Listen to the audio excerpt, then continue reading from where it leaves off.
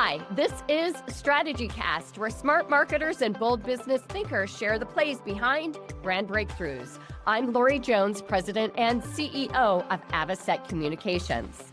Some of the most sophisticated companies in the world are wasting millions on ads, and they have no idea that it is happening.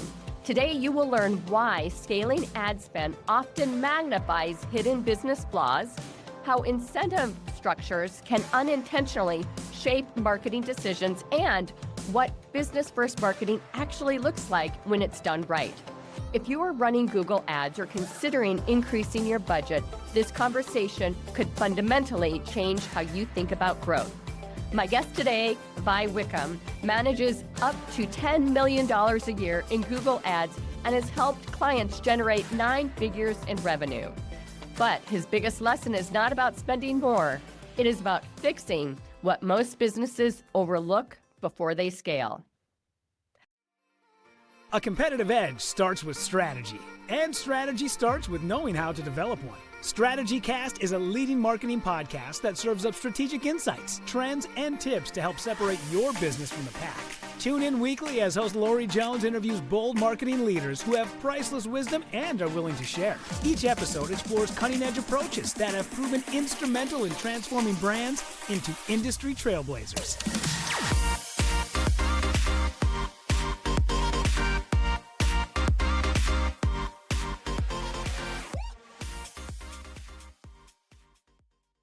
Welcome to the show, Vi. Thank you, Lori. It's a pleasure to be here. Well, a pleasure.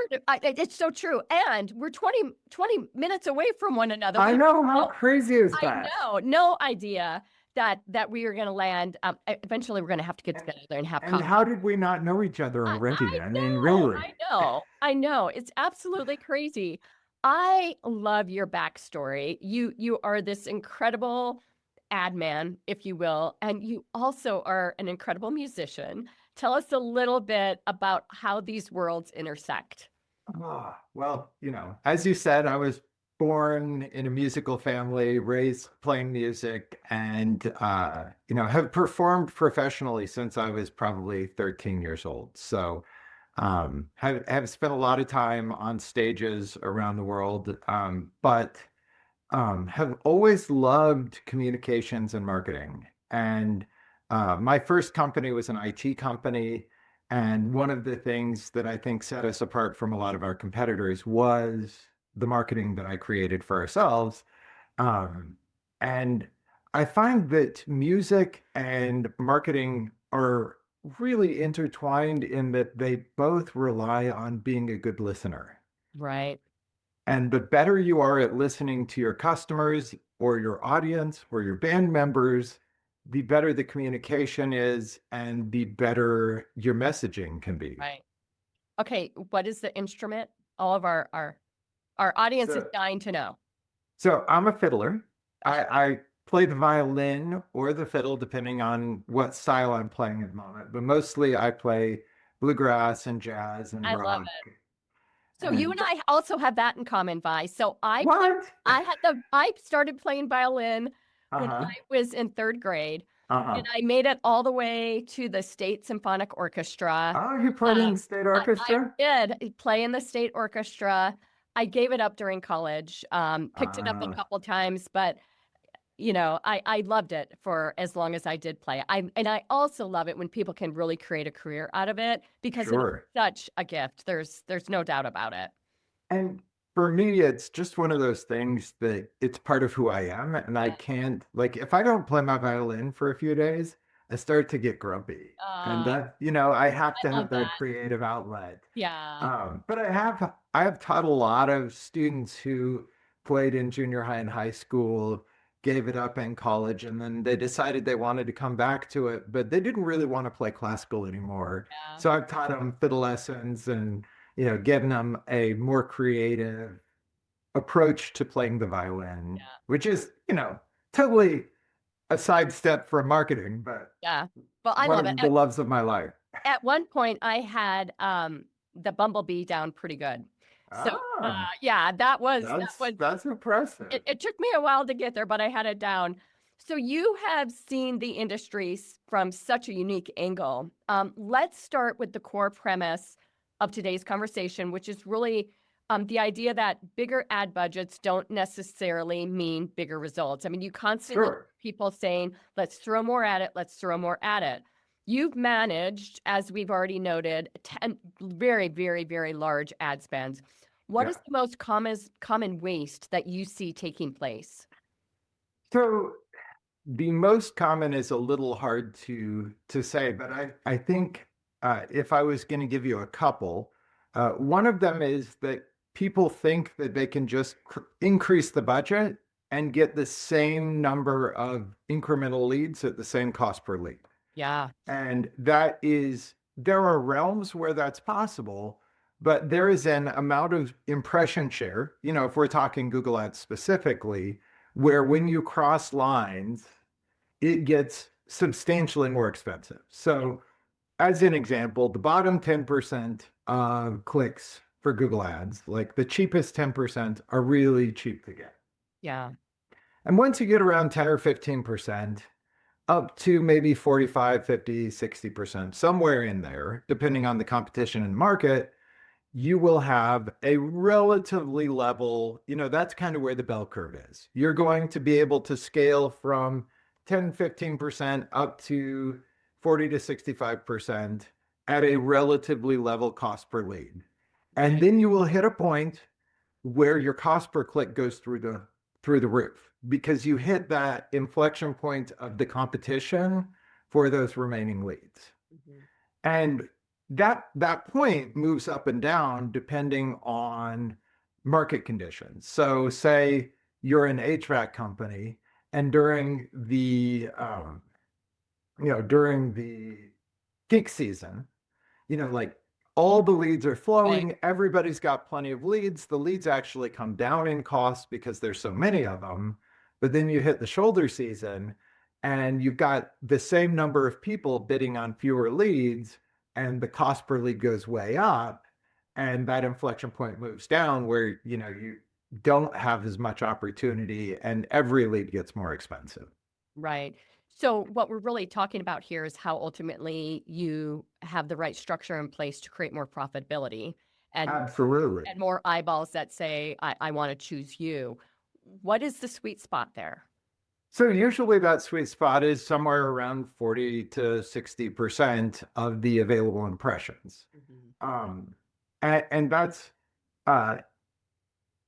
really one of those points where you have to decide what a cost per lead is that makes sense for you as a business.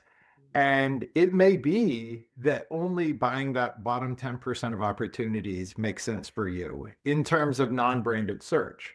Right. And non-branded search has gone up dramatically in terms of cost per click and cost per lead over the last 5 to 10 years. Like 20% a year in many years. And so if you think 20% a year, that's doubling every 6 or 7 years. Right. So take us into the room with some of these conversations you're having with some of the big brands that you're working on. How do you know when a brand is ready to scale beyond that, though, and they need to increase ad spend? So what I look at around that is, first of all, we have to protect the brand. So we have to buy the brand, which seems counterintuitive and seems kind of wasteful. But the problem is Google encourages your competitors to bid on broad match keywords. Right. Which I always discourage. At least 95% of the time I discourage bidding on broad match keywords, because broad match keywords are like, I sell purple tennis shoes and Google wants me to just bid on the keyword shoes. Yeah. And they want me to show up every time anybody searches for anything related to shoes, which could show up for socks. And it could show up for Adidas, which I also don't sell, because Google has like a web of keyword relations that it says this is related to this. So if you bid broad, you show up for that. Right. Well, the problem is if I have a strong brand and my competitor bids broad, when somebody searches for my name, Google's showing them as a match for my name on that broad match. Right. Even if they're not trying to bid on my name, they often are. So I have to protect that. And it's not that expensive, in terms of cost. The bidding on my own name, it's such a good match. Yeah. Google has a thing called quality score. And when I'm bidding on my own name, my quality score is going to be very high. And when somebody else shows up for my name because it's a less good match, their quality score is going to be low. And so they're going to pay, 5 to 10 times more dollars per click for that same keyword, because it's a good match for me and it's a marginal match for them. Yeah. So Pretty always enterprise protect. at its best, right? Yeah. I honestly think that it should be illegal to, to bid on your competitor's name. Like that should be trademark infringement. And Google doing those kind of matches should be trademark infringement. But that is not how the law is currently interpreted. So you have to protect your turf. Well, and if you think about it, it's protected when it comes to URL domain. Right. So why isn't it in this kind of a situation? It makes absolutely no sense. And the realm in the ad, Google protects. So you can't use your competitor's name in your ad. Right. Which is a change though, because very early on, you could do that. And people sued them about that. Yeah. And so they changed that piece, but you can still bid on your competitors' names and they can bid on yours. And Google can match generic keywords with somebody searching for your name. Yeah. Which I think is deeply problematic. That is really a problem. So, that means you have to pay in order to protect your own name. Right. So what we're really talking about here is business first marketing as well, which is a philosophy that is very, very important. Dive into that in a little bit greater detail for us, if you would.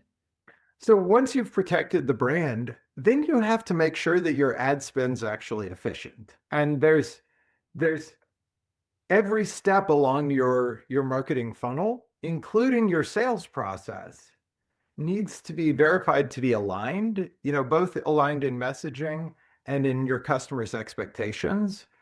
And then also you need to make sure that your sales process is efficient and that you're not losing those opportunities deep in the funnel that are the most valuable ones. Right. And one of the things that I often find is that, I'll have a client and we have grown substantially. And then all of a sudden, they're saying, we need more leads. We need more leads. And we'll do some analysis and we'll see, well, you're booking a lot of appointments, but you're not closing. Yeah. You have a closing problem right now. Right. Or you have, we're looking at the, analyzing how the CSRs are handling the calls. And I can say, hey, like in January, your CSRs booked 75% of the calls. And in February, they only booked 60%. Right. That's what we need to look into because you didn't lose, 20% of your calls. What happened was your booking rate dropped by 15%. Yeah. I mean, that analysis, I think, runs deep. And to be able to have that available as marketers, right? To see that, I think, is very important. Critical.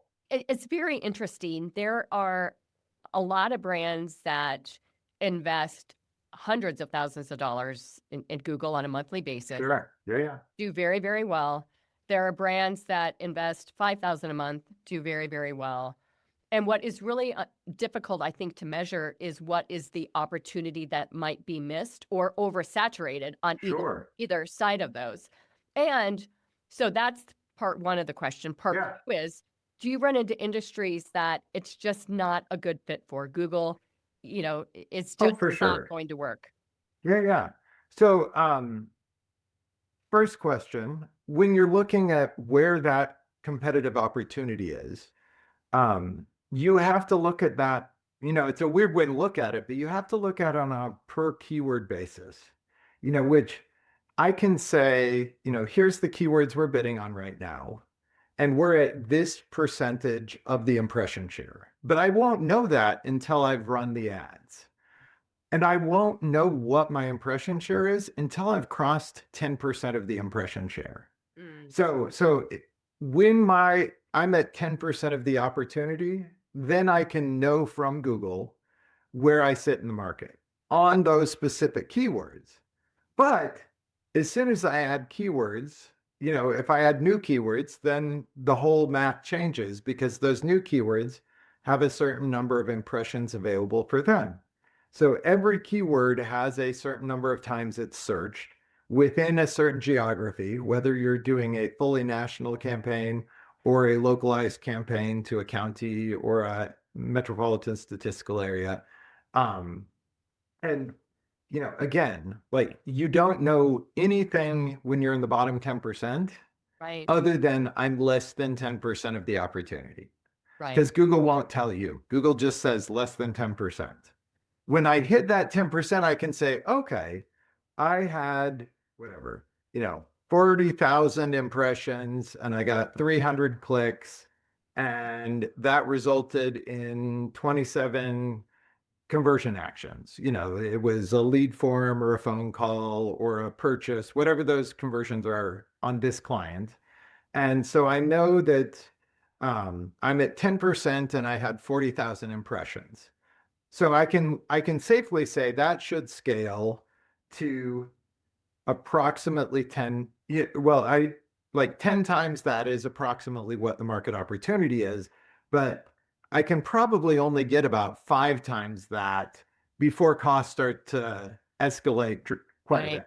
Right. And so you can know that, and then you can bump up against it, and you can play the game of, okay, right now we're spending $15,000 a month on this campaign, and we've got a great cost per lead. If we add another $1,000, will we continue to get that? And we can look at within the campaign, there's a couple other numbers that Google will tell you, which is what percent are you losing due to your budget and what percent are you losing due to your bids.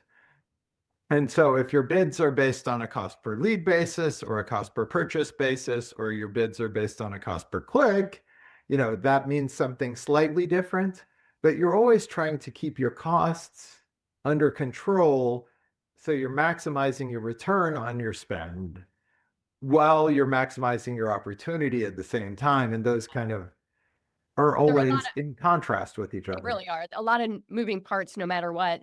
Regarding industries, what is like the worst industry, and then what are some that are no-brainers? Okay, so any kind of industry where your value per lead is low and you need lots and lots of leads is hard because back in the day, you could get clicks for a nickel. You could bid a penny and get clicks for a penny sometimes. Yeah. Now it's unlikely you're going to get clicks for under $2 or $3 if you're bidding on a national basis. And if you're bidding on a local basis and you're trying to dial in it, the more you're dialed in, the more expensive each click gets. So say you're an HVAC company in Denver, you might pay $40 or $60 per click, looking to get leads at $200. Right. And, they have a high value per customer. A new customer might be worth $500 to $1,000 for them. But if a new customer is worth $3 for you and a click is $2.50, Yeah, you're not going, it's never going to add up. So, I've had customers who approached me and they're like, well, I'm selling a $10 item. And, I'm like, well, the clicks are $4. Yeah. So, it's just not a math equation that's ever going to work. Yeah. Not going to math. How is AI search affecting Google? Oh, it's affecting the organic world of Google more than it's affecting the paid world of Google right now. But it is affecting both. So from an organic side, from an SEO side, the organic search results are now being pushed off of the first page for most local service businesses. Wow. So, when you do a search for plumbers near me or something like that, or even optometrists near me, No matter what, if it's localized and it's a service, there's a good chance that the first thing you get is a local service ad. And you used to get 3 to 5 of those. The number has shrunk, and this is also part of what's happening with the AI side of things. The number has shrunk from 3 to 5 down to 1 to 3. Then you're getting regular Google ads, so Google search ads. Then you're getting an AI summary. And then you're getting Google Business Profiles or the Map Pack. Right. And so that's what's showing up above the fold now when you do a search. And all of the effort that people have put into SEO is not doing what it used to do. Right. Unless they're really trying to drive people toward AI search, which people right now feel is the future. Well, and AI search is clearly the future, but how that's going to work is up in the air still. There's so much changing. You still need on-site to make that happen. Right. You still need, the number of people that need their eyes worked on or need their air conditioning worked on. Everybody who needs the service still needs the service, but the number of places you can show up has shifted quite a bit. And so in the AI summary, you're maybe getting a citation, which you're less likely to get that click. But if you do get the click is now more valuable. Yeah. And go ahead. How do you feel Google retargeting is working compared to programmatic retargeting? Oh, when Google retargeting is much cleaner than programmatic retargeting, the programmatic ad spends tend to have a lot more bots. Yeah. So, one of the things I feel strongly about is having strong bot blocking and bot detection on the campaigns I run. And Google is the best at catching bots. My experience is 1 to 3% of Google campaign traffic ends up being bots. And now, if you're running display network, that percentage is higher. But if you're running search and performance max campaigns, I've seen performance max campaigns be 10 to 15%, which, performance max combines search with video with display network and tends to be kind of junkier traffic, but Google catches a lot of that and gives you a credit back. Yeah. Microsoft ads is kind of the next best, but like Microsoft search has about the same amount of bot or fraudulent traffic that the display network has with Google. So, I'm seeing 10 to 20% fraud.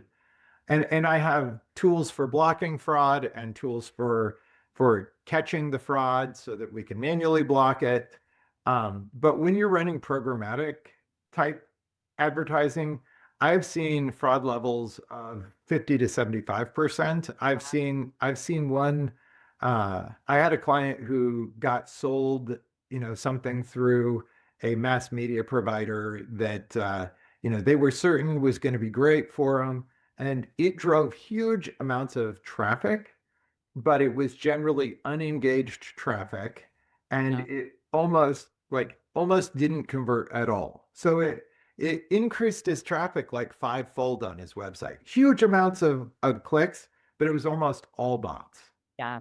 Yeah, that's something that we're all constantly, every marketer in the world is constantly. It's a fight. You just mentioned Microsoft. How are you determining the right mix between Google and Bing when it comes to, the SEM side of things? So it really is about the opportunity and the competition. So if they have the budget to run Google, Google is where most of the opportunity is. Yeah. We usually get to the point where we have a solid campaign running on Google before we venture into Microsoft Bing ads. The Microsoft ads component has less good tracking. So the measurability of conversion tracking And a lot of this is due to, again, market share, and the CRMs that we work with and other platforms have developed better integrations with Google Ads than they have with Microsoft Ads. So there's just less accountability for that spend, and the integration is less informed. So there's less good data getting back to Microsoft than there is getting back to Google. So Yeah. it's harder to run a clean campaign on Microsoft than it is on Google, and there's less opportunity. So the ceiling is 10% of what the ceiling is on Google as far as Sheer volume scalability. play, for sure. Yeah, yeah. Out about it. Tell us about a client that you've worked with and came to you after spending heavily without strong results. Oh, well, so I had a client that I worked with for a few years who, when they came to me, they were paying $450+ a lead to, because they were in a shadow market of a very large market. So, that is a hard play. Yeah. For example, you're in the shadow of New York City. So you're in one of the small markets around there. You've got your own radio and TV stations, but everybody still watches the New York City stations. So it's really hard to do mass media there. And you've got companies out of New York City that are $100 million companies that you're competing with. Right. And so those companies are very often funded by private equity, and they can do that dollar cost, averaging of the leads to say, well, I know we're going to pay $1,000 for this lead, but if it turns into a big job, a $50,000 job, then that averages out with the ones that we got that were cheaper. Right. And, smaller companies really struggle with that. And we were able to, the non-branded search was just too expensive in their market to run it profitably. And they were spending, 50 to 100 grand a month on Google Ads. And, it was like a $7 million company, which is like, that's a high spend rate for a $7 million company. And we were able to, and this is a hard thing to do, and we're one of the only companies that's been able to do this successfully, but we were able to create Performance Max campaigns. This was when PMax was kind of a new technology, Right. and get about a 5x return on that spend, which is it's a real challenge, but on average, we're at like a 4.5 across our 4.5 times ROI on Performance Max campaigns across our clients. And, we're able to scale them. So they, when we parted ways, they were spending about $85,000 on those PMax campaigns and generating $500,000 in revenue monthly. So bad. Yeah. Yeah. That's so bad. Yeah. Yeah. So how this is always such a very interesting conversation that we even have with our clients, and that is lack of awareness in the markets effect on Google, on Bing, Oh, yeah. all these. Yeah. Talk to us about that. So that also plays to what's going on with AI, because AI really cares about what other people are saying about you. It affects everything. Your brand presence affects everything online in ways that most people aren't even aware of. Yeah. One great example of this is that 85% of people, per a study that I don't recall the specifics about, but it was actually 84% of people who do a generic search and see a name in the top 3 that they recognize, there you won't go. click on the first one. They will click on the name they recognize out of those top 3. Yeah, and so that aided recall is a critical element to having a better click-through rate on your Google Ads. Yeah, I love it. And more people need to listen to that point for sure. Because I think what we find all too often is that people are utilizing mid-funnel and bottom funnel tactics as top funnel, and it's never going to work because they don't. Does not work. Yeah. If you have no brand, like you're going to overpay for every single read. Yeah, I totally agree. What do you feel is the perfect dashboard that agencies should be deploying to their clients on behalf of Google? Oh, well, we built our own. So, the things that you need to look at depend on what type of business you are. So, if you're an e-commerce business, that dashboard is focused on, what is your impression share, what is your number of impressions, your number of clicks, your click-through rate, your number of conversions and your conversion rate, and conversions on an e-commerce site are going to be purchases. We'll also track things like newsletter signups or usage of coupons as secondary conversions.